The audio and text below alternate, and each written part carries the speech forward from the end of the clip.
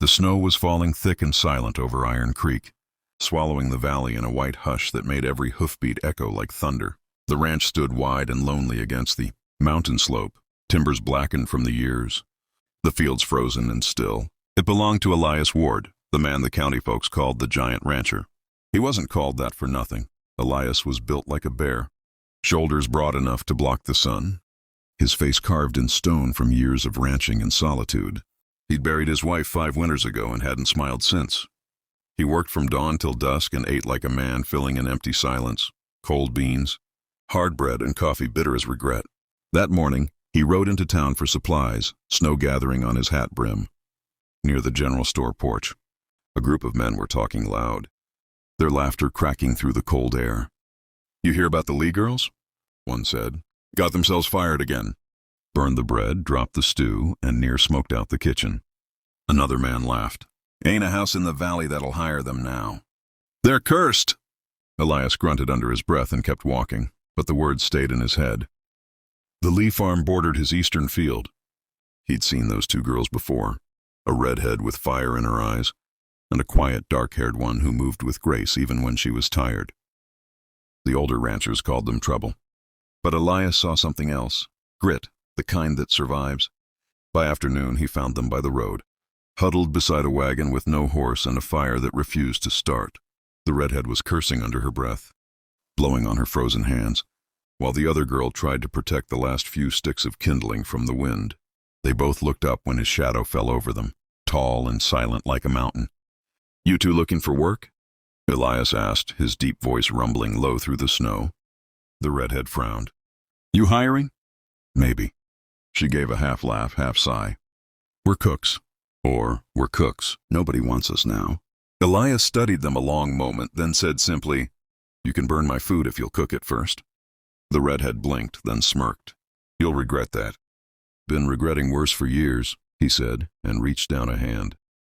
That was how Clara and May came to Iron Creek Ranch. When they stepped inside, the cold silence of the house nearly choked them. No warmth, no smell of bread, no sound of laughter, just the echo of wind against the wooden walls. Clara wrinkled her nose. "You live here alone?" Elias nodded once. "No wonder your stove's colder than a preacher's heart," she muttered. Mee elbowed her gently, but Elias only chuckled, a low, rusty sound that surprised even him. They went to work that very evening. Mee scrubbed the counters and organized what little food there was, while Clara stirred something in a pot, determined to make it edible. The smell of cooking filled the house for the first time in years. Smoke, spice, and hope. Elias watched from the corner, his huge hands folded on the table. Dinner was, by any measure, a disaster. The stew was too salty, the bread half-burned, and the biscuits so hard they could break a tooth. But Elias ate every bite in silence. "Don't pretend it's good," Clara snapped, arms crossed. Elias looked up. "Didn't say it was. But it's warm. That's good enough." For the first time, Clara smiled, not the forced kind, but a real one that lit her tired face. May hid her laughter behind her sleeve. The fire crackled, and for a long, beautiful moment, the lonely ranch didn't feel so empty anymore. Over the next few weeks, the place transformed. The air that once smelled of dust now carried the scent of bread and broth. The laughter of 2 women echoed through the halls that had only known silence. Elias started coming in early from the fields just to hear them argue about recipes.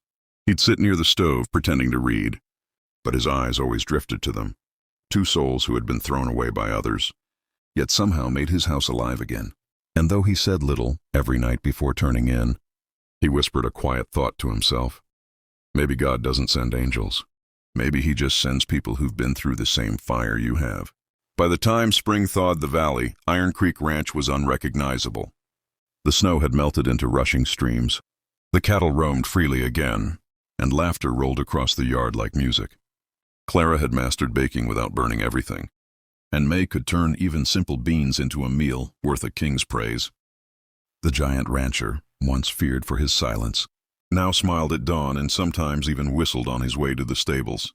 But peace never lasts long in the West. One morning, a rider came from the Lee farm with news that the old man had taken sick. He'd been bitter and cruel, but Clara and May didn't hesitate. "We have to go help," May said, tying her shawl. "He's still our kin." Elias watched them from the porch, His heart sinking, though, he said nothing. "I'll saddle the horses," he said. When they arrived, the Lee place was chaos, neglected, broken, and cold. The old man lay in bed, coughing hard, muttering about mistakes he'd made and people he'd driven away. Clara tended the fire while May cooked soup over the stove she once burned down. Elias stood quietly by the door, his massive frame softening in the dim light.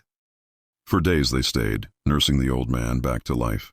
The neighbors who had once mocked.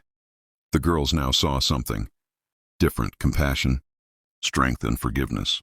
Even Mr. Lee, near tears, whispered to Elias one night, "You've got good women there, son." They were never the problem, I was. When the time came to leave, the girls hesitated. "Maybe we should stay," Clara said softly. "He's old and alone." Elias looked at her with eyes like a storm, gentle, deep, and fierce all at once. "You can stay," he said, "but the ranch won't be the same without you." May smiled, her voice calm as always. "Then we'll come back. Home is where we're needed most." They returned a week later, riding through golden fields. The moment they stepped into the ranch, the smell of bread baking and the sound of the stove crackling brought tears to Clara's eyes. "Guess we didn't ruin this kitchen after all," she said, laughing. Elias looked at them both, his heart full. "You didn't just fix the kitchen," he said. "You fixed me." From that day on, Iron Creek Ranch became known not just for its size or its cattle, but for its warmth, the kind that draws travelers in from the cold. The giant rancher, once alone in his fortress, now had a family forged not by blood, but by kindness, courage, and second chances. And if you're listening to this story now, remember, sometimes the people the world rejects are the ones who can rebuild everything broken inside you. Never underestimate the quiet strength of those who refuse to give up. If this story touched your heart, don't forget to like, share, and subscribe, because here, every tale reminds us that even in the hardest winters, love and hope can still find their way home. Would you like me to create a cinematic YouTube narration script with scene directions and voice pacing for this story next? Perfect for short film or storytelling video format.